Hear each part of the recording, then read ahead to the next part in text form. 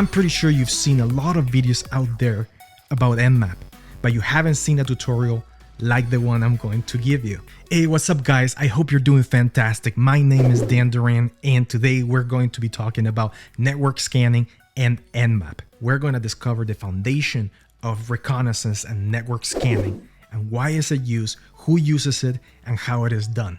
At the very end, I'm going to show you a super interactive demo in which I'm going to share with you some really good tips about how to conduct network scanning as a professional pen tester.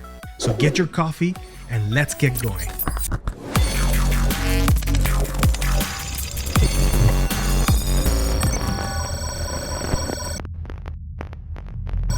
This is the agenda for today. First, we're going to talk about network scanning.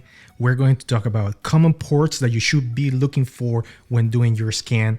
We're going to talk about Nmap and what it is, as well as who uses it. We're going to talk about the syntax of Nmap, basic Nmap options for targets as well as for switches that you're going to be using, the best practices, as well as a really cool demo at the very end, and how actual professionals use Nmap when doing pen testing and ethical hacking.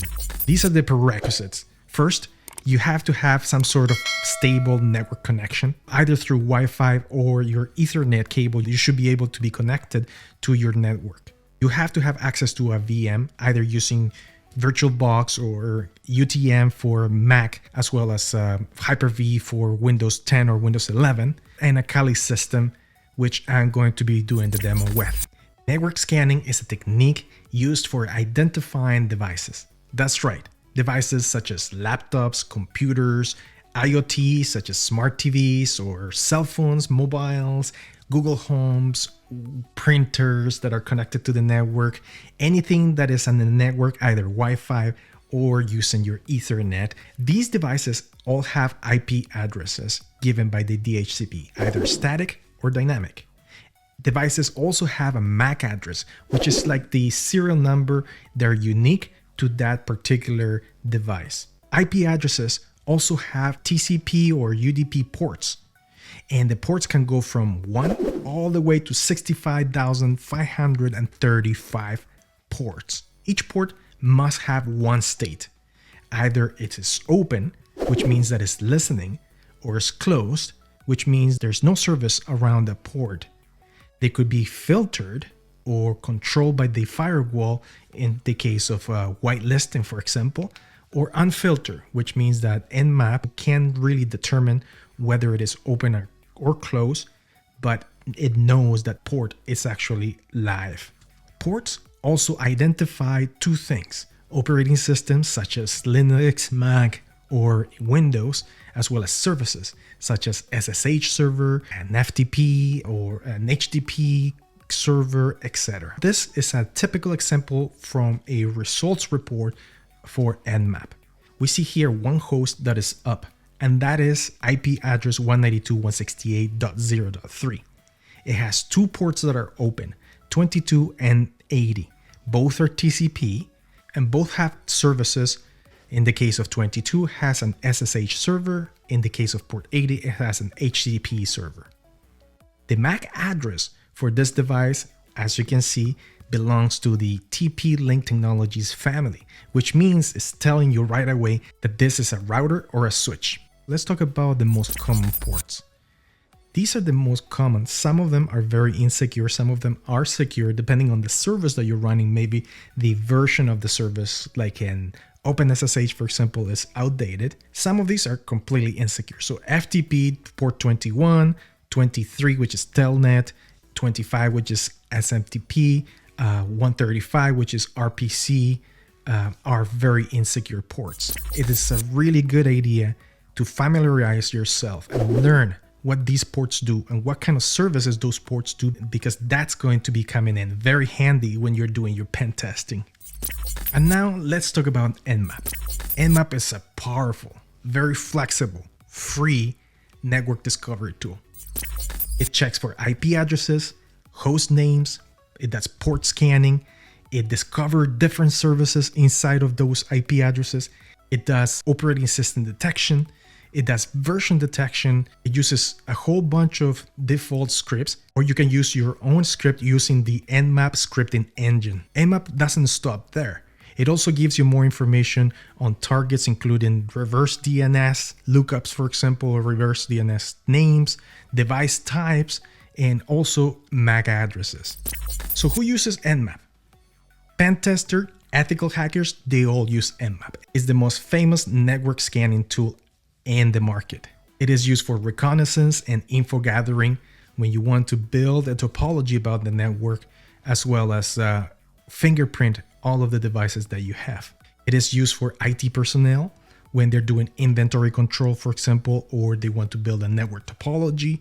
But Nmap, unfortunately, is also used for bad stuff. So adversaries use Nmap for post-intrusion activities. So for example, when a device gets infected with malware, then there's the need for these hackers to be able to expand or do reconnaissance inside of the network to fingerprint what's out there. They would use something like Nmap to do that. This is the typical syntax of Nmap. So in Kali or any Linux system, you type in Nmap, then the scan type or the switches as commonly they are known for, then the options such as the ports, or if you want to output, or if you want to input, and then the target, which is the actual IP address, the subnet, or a B range, or a host name. In the second line, we see Nmap -S, capital S, and then -P22 and the IP address. That means we're doing a stealth SYN scan on port 22 only. And these are the different target options for Nmap. So you can do a single IP address, you can do a host name in the case of dan.host.me, or you can do an entire subnet. So you can see here /24. You can do an entire subnet by host name. You can do an entire subnet by wildcard, so put in the asterisk at the very end. You can do an IP range. So in this case, for example, 192.168.1 from IP 10 to 50. So that's the 50 or the 40 IPs that I want scanned. Or you can do multiple targets. You can do, for example, 192.168.1.10 to 50 and then 1156. So one unique IP address in there. So Nmap is very flexible into what you want to scan. You can put exceptions, you can put ranges, single IP address, different subnets, all of that stuff inside of Nmap when doing your commands. These are the basic scan options, right? So at the very beginning, -H will give you the Nmap help. Then if you want to do a quick scan, then it's -S, capital P, and then you have all the other ones. For example, the stealth SYN, the stealth TCP complete scan. So the difference between the TCP SYN scan and the complete scan is that when we're doing TCP, the stealth SYN scan only sends one ping to the server or the IP address. And then when the IP address responds with an ACT, Nmap disconnects that connection. The complete scan, on the other side, does the entire three-way handshake. Sometimes you have servers that don't like getting ping, and that's why you use -PN for no pinging. You can use, for example, SV for getting the service version, and the UDP scan is -S, capital U. If you just want to list all the targets, you put -S, capital L. And then if you want to test for firewall protection, for example, like intrusion detection system, then you do a -S, capital A. If we move on, there are more options. R does randomize, then you can specify the top ports. You can also do IPv6. You can give an input file full of IP addresses to Nmap. You can output to different types of formats. So for example, XML, text, HTML, etc. You can exclude, you can tell Nmap not to resolve names, as well as you can do reverse DNS lookups, and F is for fast mode. And these are some of the last basic options that I can give you. So for example, -O gives you the operating system detection. -A is used quite a bit because that is, Nmap does all the default scripts when doing the scan. And then you can throttle the intensity of the scans. So for example, if you have a network that is very fragile, you want to go really light with Nmap. So the version intensity level, you put it to 1 or 2 or 3, for example. However, if you want to probe really fast and furious, then you use all of the default scripts when doing the scan. Then you have verbosity levels, for example, ARP scans, as well as no port. So if you just want to get the services but no port, you put -SN. And at the very end, you can specify the ports that you want to use by putting a port list as a text file, for example. And at the very end, I want to talk about the best practices according to the Certified Ethical Hackers protocol or framework. So first, we have to check for live systems in the network. And I'm going to show you in the demo how to do that. Then we discover all the ports. We're going to do a banner grabbing as well. And as well as operating system detection and service detection and all of that good stuff. What I'm not going to do in the demo is go beyond the IDS. We're going to be scanning for vulnerabilities in a different tutorial using OpenVAS, for example, and then we're going to create a network diagram proxy, not in this tutorial, but in the next ones in the future. All right, and this is the best part, the demo. I'm going to click on terminal here to initiate a terminal. I'm going to go into sudo su Kali, and I'm going to do a couple of things. So the first one is I'm going to go into my desktop. There you go. And I'm going to create a folder. So make there, and I'm going to call it ABC for the company. CD into ABC, and I'm going to do all my work out of this folder. Okay, so let's do a quick Nmap. So Nmap. Oh, before we do that. So now what we need to do is figure out the IP address and the subnet. That is really easy to do. So all you have to do is just type in IPA, and then this is where you're going to get your IP address. So 192.168.179, and then 157. That's my IP address. We know that the subnet is going to be 192.168.179 from 0 all the way to 255 because it's a /24. So that's very important. Since we're here, let's do a trace route. Google to see what our router is going to be.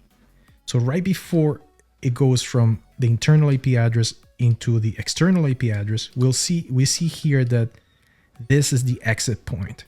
So 192.168.179.35. That is the IP address for the router. So now that we know that information, why is it so important? Because this is one of the first points that you have to test when doing ethical hacking or penetration testing, is testing the router, the firewalls, the switches, etc. So now let's do a quick Nmap on the subnet.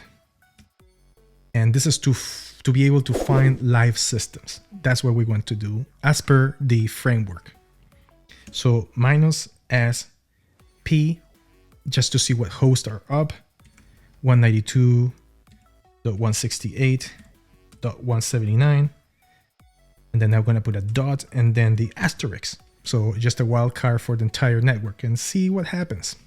There you go. So Nmap is starting. So all we're doing is just seeing what's out there. And there you go. So there's a whole bunch of devices in here.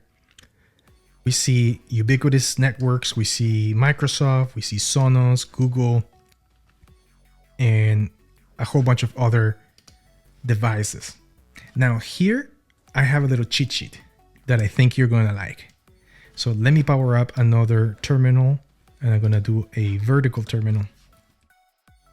I'm going to go into sudo su and desktop, and let's do cat desktop, and it's going to be Nmap list. And as you can see here, I have a little scripting here, and this is going to help us quite a bit. So now what I'm going to do is I'm going to copy this script. Okay, so Shift Control C to copy. I'm going to exit out of this terminal. There you go. And I'm going to do an Nmap in here, -S_P. Then I'm going to do this. And at the very end, I'm going to do Shift Control V to paste my little cheat sheet here, and you'll see what happens. And there you go. As you can see, I have all the IP addresses in just a list. So what do? I'm going to copy all of these IP addresses. So Shift-Control-C, and I'm going to create a file in here. So it's going to be host up.txt. I'm going to paste all of this. There you go. And then Control-D to exit. Control-L to exit or clear the screen. And as you can see now, if I go into Nano, host up, I have all the IP addresses in here. Why am I doing this? I'm doing this because now I'm going to create another Nmap to get all the information that I need. All right, so Control X to exit this. Now let's do another Nmap. So I'm going to do Nmap, and this time I'm going to type in S minus little s, capital S, and I'm also going to put minus capital PN for no pinging, and I'm going to use so small I, capital L, and the file that I created, which is host up. Now I'm going to put in minus small o, capital N, and I'm going to create another file called full scan dot.txt. So basically what I'm telling Nmap now is to, the other thing that I'm going to do is I'm going to put in here A. There you go. Now let me tell you exactly what I'm doing. So I'm doing an Nmap with a stealth scan, and I want the full caboodle. So I want to get the operating systems, I want to get the services, the open ports, the whole thing. I'm also putting PN or no ping, which means that if there are any servers or anything that doesn't like pinging, then I put this. And then I'm also telling Nmap to draw all the IP addresses from that little text file that I created. And then I want Nmap to actually output all of the information into my full scan text file. So let's do that. Now this is going to take a little while.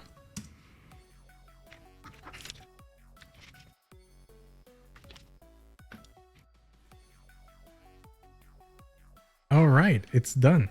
Okay, perfect. So now, as you can see, we got a lot of results in here, but those results are saved. They're not just on the terminal. So even if I kill this terminal, let's say I get rid of this terminal altogether, right? And initiate another terminal. So Control-Alt-T, and then I go into desktop and sudo su. Now I can actually go into the CD ABC, which is the client folder, and then I'm going to do an ls, and you'll see that the full scan is right there. So let's do nano and then full scan, and you'll see the Nmap results. And this is everything, right? So let's start looking at this. Pretty cool, huh? So now we have two files, one that is just the IP addresses that I'm going to scan, and I'm going to use those IP addresses when I do an open BAS vulnerability scanning. So I don't have to scan the entire network. I just have to do those few IP addresses that we gather through our analysis. Now let's do some fact finding in here. So we see here in this IP address, the first one is 35, which is the router. We see obviously that the TCP 53 is open. So this is the DNS, right? So 53, port 53 is DNS. And then we see obviously port 80, which is the HTTP. And that is basically the access to the router online, right? So there you go. That's the IP address. And if you keep on going down, let's see this. We see 443 open TCP, and see if there's anything else open. Oh, we see a TCP wrapped. So that's 10,001 port. And we see the fingerprinting here, right? So we see all the information about the fingerprint, the header. So we're grabbing the headers here. If we move on to the next one, 192, 168, 179, 39, you can see that port 22 is open and it's a drop bear SSHD protocol 2.0. So this is very good information. So let's power up another terminal in here. So I'm going to split this. I'm going to go into sudo su. Okay, and let us do SSH and then P 22, 192, 168, and 179, 39. What I'm doing is trying to see if I have access to this SSH, right? So I go into here and I say yes, and it requires a password. So the first thing that you test is to see if you just can click enter and get access. So permission is denied. So I'm going to try password. Didn't work. I'm going to try admin. Didn't work. Okay, so which is perfectly fine, right? So that is not a problem. This is usually happens. I just want to see if I can get lucky, right? So let's see if we can do something else in here. So 179.40, and this one has 2179 and 7070 with the SSL. It says real server in question mark because Nmap wasn't able to get the actual operating system for that. Let's see if I can find something very interesting in here. All right, so here, look at this one. This is very interesting because this one has FTP open as well as telnet open. Wow, this is a really insecure. I'm pretty sure this is going to be a printer, right? So, oh yeah, you can see here is a Brother HP printer, right? Running FTPD 1.13. Yikes. So let's see if we can get into that FTP. So I'm going to power up another terminal. Okay, so now I'm going to go into telnet and type in the IP address 192.168.179. I believe it's 59. So let me see. There you go, 59, and see what happens. Yes, I'm connected. So control, there you go. Okay, so now what do we do here? Stat connected to the telnet service, as you can see, right? So I can do a manual and then start doing some penetration testing using telnet. Now let's do FTP. So we're going to do the same thing. In this case, I'm just going to power up FTP and see if I can connect. And all right, network password. So I'm just going to do no password on that. I'm logged into FTP as well, right? So look at this. Logged in for free, no major work on FTP. And that's it. This is what you get to do. Now we're going to take all of those IP addresses, put them in OpenVAS and see what we can get. That SSH service that I wasn't able to get into, I'm pretty sure that OpenVAS is going to try a whole bunch. I think it's about 1,500 different brute force attempts on each of these services for default password. So that's what OpenVAS does. And we're going to use that little list, that our little cheat sheet for doing that in the next time. I hope you enjoyed this tutorial. If you have any questions, make sure you leave them below. Make sure you subscribe, and I'll see you next time. Stay safe, stay secure.